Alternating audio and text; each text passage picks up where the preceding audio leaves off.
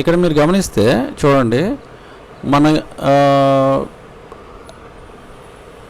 Canara bank నిన్న గమనించినట్టయితే యాక్చువల్గా ఇది చాలా రోజుల మంచి ఉన్నటువంటి ఒక లూప్ ఏది ఇక్కడ ఉందో, ఆల్మోస్ట్ ఈ అక్యుములేషన్ అనేది ఆల్మోస్ట్ ఎప్పుడు అక్టోబర్ 6 నుంచి అక్టోబర్ 29 వరకు, అంటే ఆల్మోస్ట్ ఒక 1 మంత్ అక్యుములేషన్ ఫేజ్ అనేది జరిగింది.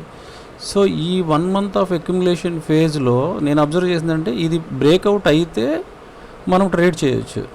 కానీ అది ఆ రోజు బ్రేక్ అయిన రోజు యాక్చువల్గా ఏంటంటే మీరు ఇక్కడ గమనిస్తే ఆ క్యాండిల్లో నెయిదర్ సెల్లర్స్ నార్ బయ్యర్స్ ఎవరు కూడా డామినెన్స్ అనేది చూపించలేకపోయారు. ఆల్మోస్ట్ బయ్యర్సే డామినెన్స్ చూపించారు. ఎందుకంటే మనకి కింద విక్ చూస్తే కొంచెం విక్ పెద్దగా ఉంది.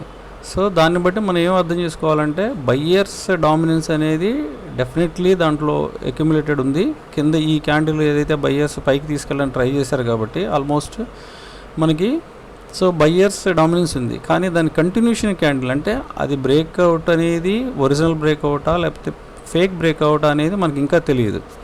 సో ఆ బ్రేక్అవుట్ని మన క్లారిటీ కోసం నెక్స్ట్ డే క్యాండిల్ చూస్తే నెక్స్ట్ డే క్యాండిల్ వండర్ ఏంటంటే next day candle exactly close అయిన దగ్గరే ఓపెన్ అయ్యి ఆల్మోస్ట్ అక్యుములేషన్ జోన్లోకి వచ్చి ఆగిపోయింది, క్లోజ్ అయిపోయింది.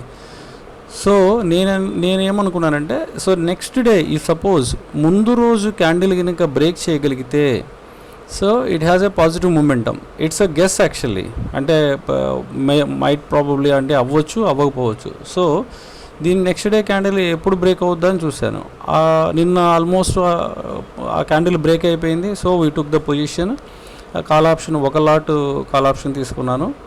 So it's fine actually. కాకపోతే నాకేంటంటే నా స్టాప్ లాస్ ఏంటంటే ఈ క్యాండిల్ కింద ఏదైతే ఈ నిన్నటి గ్రీన్ క్యాండిల్ కింద ఉంటుందో